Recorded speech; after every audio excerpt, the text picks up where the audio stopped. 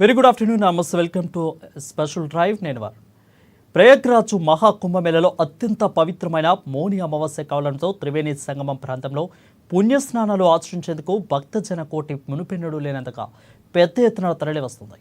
ఇవాళ ఒక్కరోజే సుమారు 10 కోట్ల మందికి పైగా భక్తులు పవిత్ర స్నానాలు ఆచరిస్తారని అంచనా. అందుకు తగ్గట్టుగానే ఉత్తరప్రదేశ్ ప్రభుత్వం కూడా విస్తృత స్థాయిలో భారీ ఏర్పాట్లు చేసింది.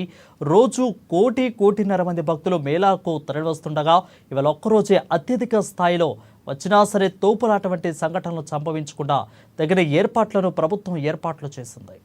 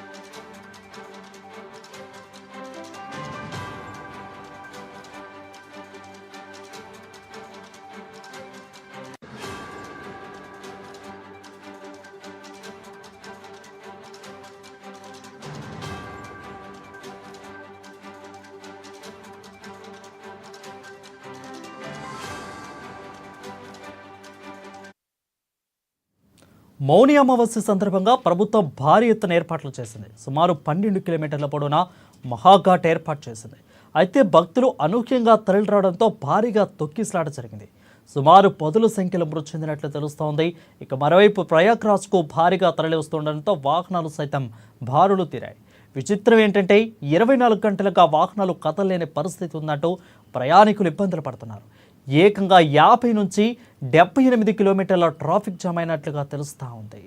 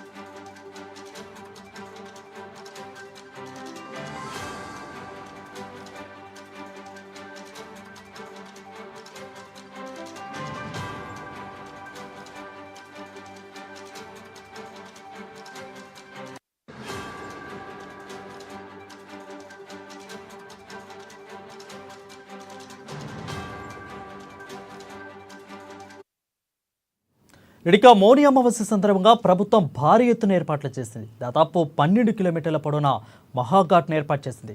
అయినా కానీ భక్తులు అనూహ్యంగా తరలిరావడంతో ఈ భారీ తొక్కిసలాట జరిగినట్లుగా తెలుస్తోంది. అయితే దాదాపు 10 మంది చనిపోయారన్నట్లుగా చెప్తున్నారు. నేషనల్ మీడియాలో అయితే దాదాపు 20 మంది మృత్యువాత పడ్డట్టు చెప్తుంది. వందల సంఖ్యలో జనాలు తొక్కిసలాట్లో ఘటనలో ఇబ్బందులు పడుతున్నట్లుగా చెప్తున్నారు. సో దీని మీద మరింత సమాచారం మా బ్యూరో చీఫ్ కృష్ణమూర్తి అందిస్తారు.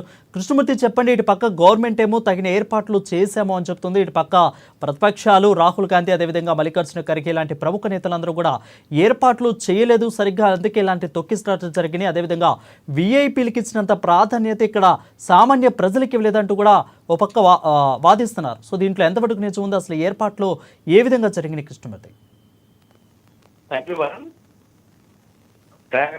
కుంభమేళలో జరిగినటువంటి తొక్కిసలాటలో దాదాపుగా 20 మంది చనిపోయారని చెప్పేసి వార్తలు వస్తా ఉన్నాయి. ఇంకా మృతుల సంఖ్య పెరిగే అవకాశం ఉంది. అసలు అక్కడ స్థానికులతో కొంతమంది మాట్లాడితే కొంతమంది మాట్లాడితే స్థానిక అక్కడ మన తెలంగాణ నుంచి వెళ్ళిన వాళ్ళతో మాట్లాడితే అక్కడ భయానక పరిస్థితి ఉంది. ఎక్కడ ఏం జరుగుతుంది, ఏమవుతుంది, ఏం చేస్తున్నారు అనే విషయం ఎవరికి అర్థం కావట్లేదు.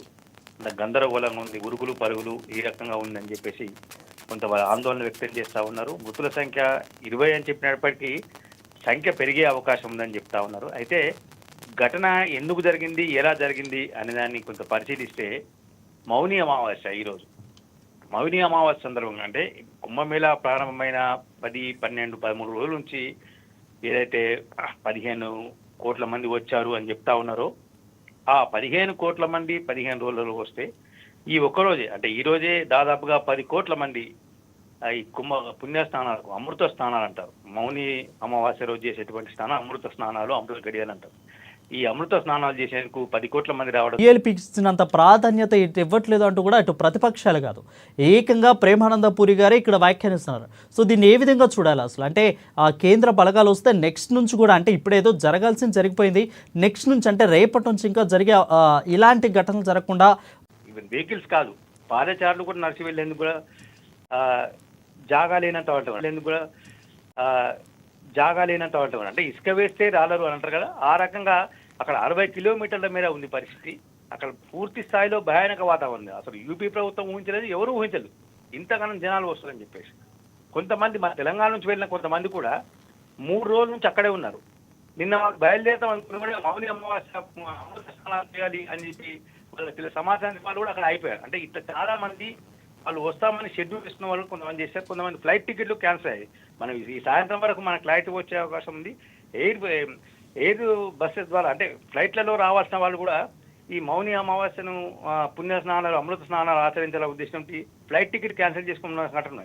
అంటే ఈ రకంగా అంటే ఉన్నవాళ్ళు అక్కడే ఉండడము, 3 రోజులుగా 4 రోజులుగా ఉన్న వాళ్ళు అక్కడే ఉండి వచ్చేవాళ్ళు కొత్తగా వచ్చిన వాళ్ళు జాయిన్ కావడం, ఈ రకంగా అంటే ఏకకాలంలో స్నానాలకు అందరూ ఒకేసారి దిగడము, అక్కడ అందరూ నది వైపు వెళ్ళడానికి ప్రయత్నం చేయడము, తోసుకోవడము, దీంతో కొంత ఇబ్బందికర పరిస్థితులు వచ్చాయి.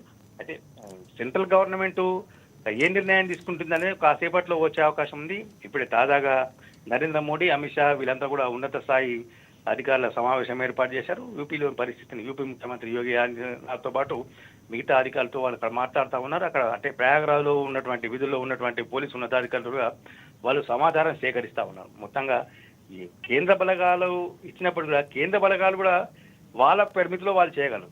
కానీ రాష్ట్ర ప్రభుత్వం చేసేటువంటి ఏర్పాట్లలో కొంత వాళ్ళు సహకరిస్తే బాగుంటుంది. కానీ పూర్తి స్థాయిలో వారికి అప్పగిస్తే అక్కడ పరిస్థితి కూడా మరో రకంగా మారే అవకాశం అని చెప్పేసి వాదన కూడా వస్తూ ఉన్నది. మొత్తంగా చూస్తూ ఉంటే జరిగిన ఘటన అత్యంత దురదృష్టకరమైనది. పుణ్యస్నానం రాసిన వాస్తవానికి 15 రోజులు దేశ మొత్తం చర్చ జరుగుతూ ఉన్నాయి. ఇంత పెద్ద ప్రయాగరాజ్లో ఇంత పెద్ద కుంభమేళ జరుగుతూ ఉంటే ఏ చిన్న సంఘటన జరగట్లేదు. చాలా బాగా ఏర్పాటు యూపీ ప్రభుత్వానికి అందరూ కితాబులు ఇచ్చారు. కానీ ఆలాపసంగా ఈ సంఘటన జరగడం దానికి ఒక మచ్చలాగా అంటే పూర్తి స్థాయిలో ఈ కుంభమేళాకు ఈ ఘటన ఒక మచ్చలాగా మిగిలిపోయే అవకాశం అయితే ఉన్నాయి. వరుణ్, రైట్ కృష్ణమూర్తి, అంటే మీరు చెప్పినట్లుగా దాదాపు 50 నుంచి 78 కిలోమీటర్లు అయితే ట్రాఫిక్ జామ్ అయినట్లు పూర్తిగా తెలుస్తుంది. అంటే దాదాపు ఒక్కరోజు 24 గంటల వరకు కూడా ప్రయాణికులు ఎక్కడ వాళ్ళు అక్కడ కారుల్లో వాళ్ళ కాలకృత్యాలు కానీ వాళ్ళ ఫుడ్ కానీ ఇలాంటి ఏమీ లేకుండా 24 గంటలు ఉన్నారు, అంటే ఒక రోజు. సో ఇలాంటి వారికి గవర్నమెంట్ ఎలాంటి ఫెసిలిటీ కల్పిస్తుంది? ఆ ట్రాఫిక్ నియంత్రణ చేసే అవకాశాలు తొందరలో ఉన్నట్లు గవర్నమెంట్ ఏమైనా ప్రకటిస్తుందా? యూపీ గవర్నమెంట్ ప్రభుత్వం అయితే పూర్తి స్థాయిలో చర్యలు తీసుకుంటా ఉన్నది. అంబులెన్స్లను ఎక్కడికెక్కడికి పంపించి అవసరమైన చోట్ల అంబులెన్స్ సంస్థ ఉన్నది. ఇంకా ఇంత అదనపు బలగాలను కూడా రంగంలో దించి ట్రాఫిక్ ను క్లియర్ చేసేందుకు అయితే ప్రయత్నాలు చేసి ఈ సాయంత్రం వరకు మొత్తంగా పరిస్థితి సాధారణ పరిస్థితి అంటే నిన్నమన్నటి వరకు సాధారణ పరిస్థితి నిన్నమన్నటి వరకు ఏ రకంగా అయితే ఉందో ఆ రకంగా ఆ పరిస్థితిని తీసుకొస్తాం. ఉన్న వాళ్ళందరినీ కూడా అంటే ఎక్కడెక్కడ జనాలను కొంచెం అడ్డుకట్ట వేసి క్రమ పద్ధతిలో పంపిస్తాము, అందుకు సంబంధించి ఏర్పాటు చేస్తామని చెప్తా ఉన్నారు. యోగి ఆదిత్యనాథ్ అయితే పూర్తి స్థాయిలో దీని మీదనే ఉదయం నుంచి సంఘటన తెలిసినప్పటి నుంచి కూడా ఆయన దీని మీదనే ఉన్నారు. ఉన్నతాధికారులను ఎక్కడిక్కడ పురమాయిస్తూ ఆయన చేస్తా ఉన్నారు. కేంద్రంలోని నరేంద్ర మోడీ కానీ లేకపోతే అమిత్ షా వీరందరూ కూడా యూపీలో పరిస్థితిని అంచనా వేస్తూ తీసుకోవాల్సిన చర్యలు ప్రజలకు ఇబ్బంది కలగకుండా తలెత్తకుండా చూడాల్సినటువంటి అంశాలపైన ప్రత్యేకంగా దృష్టి పెట్టి అధికారులకు ఎక్కడిక్కడ ఆదేశాలు ఇస్తా ఉన్నారు. అవసరమైతే కేంద్రం కూడా సహాయం చేసేందుకు సిద్ధం ఉంది. అదనపు బలగాలను పంపించేందుకు కూడా కేంద్రం కూడా సుముఖంగా ఉంది. కొంతమంది అదనపు బలగాలు కూడా బయలుదేరాయి అని చెప్పేసి మనకున్న సమాచారం. Varun, Thank you, Krishnamoorthy, for the clear updates.